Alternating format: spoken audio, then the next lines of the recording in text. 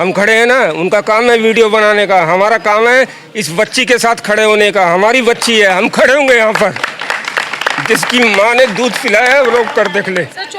कानून को और मजबूत होना जरूरी है, उसके लिए सबको सब इकट्ठा होकर आवाज़ उठानी जरूरी है।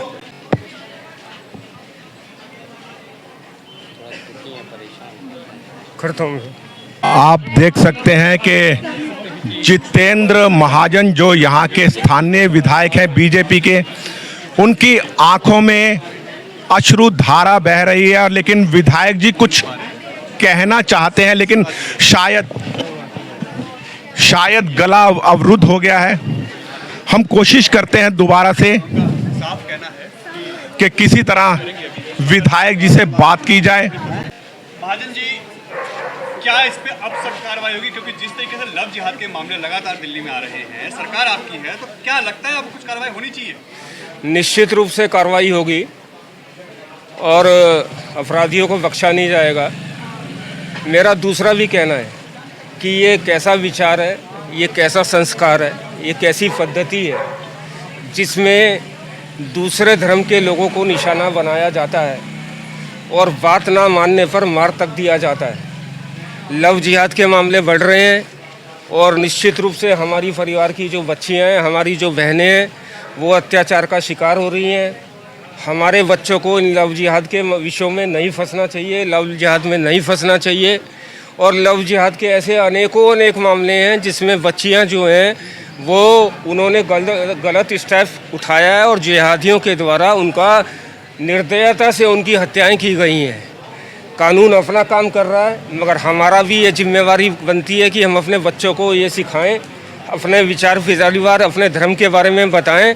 और ऐसे लोग जिनका कोई विचार नहीं है, जिनका कोई संस्कार नहीं है, जिनका कोई पद्धति नहीं है और जिनका हम लोगों के निशाना बनाया जा रहा है, उन सब लोगों से लव जिहाद से अपने बच्चों को बचाएं, ये हमारी भी जिम्मेवारी बनती है। मगर दिल्ली सरकार से अब ये उम्मीद की जाती है कि यूपी की तर्ज पे जब तक यहाँ फैसले नहीं होंगे, यूपी की तरफ जब तक कार्रवाई नहीं होगी, तब तक दिल्ली में कानून व्यवस्था स्थापित होने वाली नहीं है, क्योंकि ये मामले लगातार बढ़ रहे हैं। भारतीय न्याय संहिता में भारत सरकार ने बहुत सारा क्रांतिकारी बदलाव किया है।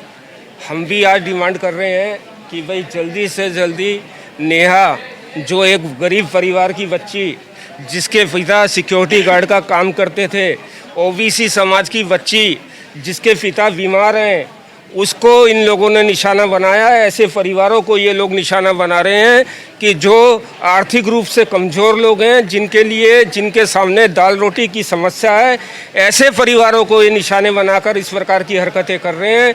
हम सब लोगों को जागरूक रहना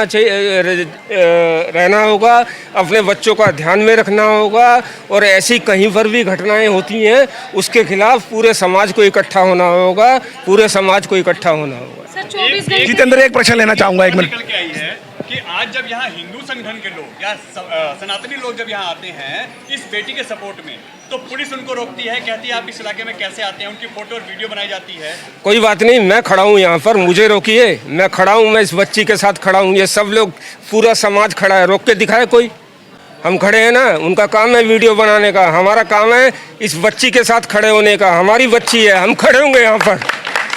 जिसकी माँ ने दूध पिलाया है वो लोग कर देख ले। सर, 24 घंटे से ऊपर हो गए, परिवार कह रहा है अभी तक कोई गिरफ्तारी नहीं हुई, इस पे क्या आश्वासन देंगे? देखिए, पुलिस अपना काम कर रही है। पुलिस अभी एक बारी ये बच्ची का संस्कार हो जाए और हम भी तब तक लड़ाई लड़ेंगे जब तक इस बच्ची के हत्यारे पकड़े नहीं जाते। आज स्थानीय विधायक जितेंद्र महाजन जी की आंखों में आंसू हैं, लेकिन आज उन्होंने एक ठोस निर्णय ले लिया है कि वो बच्ची के परिवार के साथ खड़े हैं, चाहे कुछ भी हो जाए।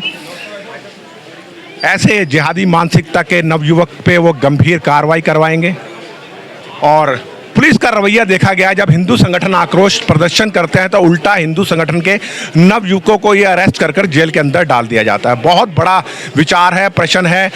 केंद्र में भाजपा की सरकार है, इस वक्त राज्य में भी भाजपा की सरकार है और दिल्ली पुलिस केंद्र सरकार के अधीन आती है, लेकिन ऐसे मामलों में दिल्ली पुलिस का रवैया बहुत लचर दिखाई देता है। उल्टा दोषियों पे कार्रवाई करने के अपेक्षा वो हिंदू संगठनों के लोगों पर ही कार्रवाई क्यों करती है। कल के हत्याकांड के बाद इलाके में आक्रोश है, तमाम लोग यहाँ पर मौजूद हैं, एक ही मांग कर रहे हैं कि योगी जी की तरह उत्तर प्रदेश की तर्ज पर ऐसे राक्षस का एनकाउंटर होना चाहिए।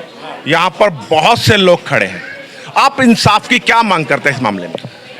मैं तो ये कहना चाहूँगा कि इंसाफ ऐसा होना चाहिए जिससे इस क्षेत्र में और हर जगह इसका मैसेज जाए। अब बहुत हो चुका है, बहुत हो चुका है। हर रोज़ाना कुछ ना कुछ ऐसी घटनाएं इस क्षेत्र में जो हो रही हैं और छोटी छोटी बच्चियों के साथ हो रही हैं। अब कहाँ तक सहेगा हिंदू, बताओ। अब इस चीज़ को देखते हुए तो यही लगता है कि इन लोगों का जो टारगेट है, पहले तो ये लोगों का बाहर तक होता था, अब ये लोग घर में घुस के काम कर रहे हैं। कोई हिंदू ऐसा काम कर जाएगा क्या कि घर में? हिंदू मुसलमान की बात नहीं कर रहा हूँ, क्योंकि ये विक्षिप्त मानसिकता के लोग होते हैं। बिल्कुल, ये तो है, ये तो बात है। लेकिन देखो, इस चीज़ से भी हम नहीं कह सकते कि क्षेत्र में ये गतिविधियाँ बढ़ी हैं। पहले से अशोकनगर क्षेत्र जो है इसी चीज़ के लिए टारगेट पे चुना जा रहा है और अब ये खुल के सामने भी आ रहा है। हम तो ये चाहेंगे इसमें परिवार वालों को भी इंसाफ मिले और आगे इस क्षेत्र में ऐसी कोई घटना करते हुए कोई आदमी सोचे। और इस चीज़ के हम ये चाहते हैं कि इंसाफ मिलना ही चाहिए हर हिसाब से, और उसके लिए सब लोग यहाँ खड़े हैं, इकट्ठे हैं और सबका हमारे लिए, हम परिवार के लिए सपोर्ट करते हैं। कुल मिलाकर यहाँ मौजूद लोगों की एक ही मांग है कि ऐसे लोगों का एनकाउंटर होना चाहिए। सर, आप क्या कहते हैं? नहीं, एनकाउंटर तो तब हो जब कुछ गलत भाग रहा हो या कुछ कर रहा हो। देखो, पुलिस भी ऐसा गलत का एनकाउंटर तो नहीं कर सकती, मगर ये जरूर है कि ऐसे आदमी को तुरंत ही सज़ा मिलनी चाहिए। अभी तक सुनने में आई गिरफ्तारी भी नहीं हुई है उस आदमी की, तो ये अभी हमारे प्रशासन के खिलाफ या एक तरह से हमारे प्रशासन की ढिलाई है कहीं ना कहीं अभी तक। आप कह रहे हैं सजा मिलनी चाहिए। आपको मालूम होगा उदयपुर में कन्हैया लाल वो टेलर का हत्या हुई थी, लेकिन न्यायालय ने ये कहते हुए उनके अपराधियों को छोड़ दिया कि इनकी लोकेशन ट्रेस नहीं हुई है, जबकि वो खुद वीडियो बनाकर ये कबूल कर रहे हैं कि हमने उसकी हत्या की थी। तो ऐसे न्यायपालिका से क्या उम्मीद रखेंगे आप? यही समस्या सब लोगों में आती जा रही है। समाज एक तरह से ना जागृत होना चाहिए इस चीज़ के बारे में भी कि हमारा कानून भी कहीं ना कहीं लचर हो रहा है। कानून को और मजबूत होना जरूरी है, उसके लिए हम सबको सब इकट्ठा होकर आवाज़ उठानी जरूरी है। ये सब कुछ हो रहा है कानून की लचर व्यवस्था की वजह से। पुलिस अपना कर्तव्य निभाती है, लेकिन बाद में देखा जाता है कि न्यायालय कहीं ना कहीं संप्रदाय विशेष वालों के लिए नरम रवैया अपनाता है और उनको छोड़ देता है। ऐसे में इनको बढ़ावा मिलता है। इनके पीछे तमाम मुस्लिम संगठन खड़े हो जाते हैं, चाहे जमीयत उलेमा हिंद हो, चाहे कोई भी हो। लेकिन यहीं पर अगर कोई आक्रोश प्रदर्शन करने लग जाए हिंदू संगठन के लोग, तो पुलिस उनको उठाकर जेलों में बंद कर देती है और उनकी जमानत करवाने के लिए भी कोई हिंदू संगठन आगे नहीं आता। और बाद में वो भी जो लोग संघर्ष कर रहे हैं अपना संघर्ष को छोड़ देते हैं। आखिर कब तक वो संघर्ष करते रहेंगे? बस ज़्यादा कुछ नहीं कहूँगा।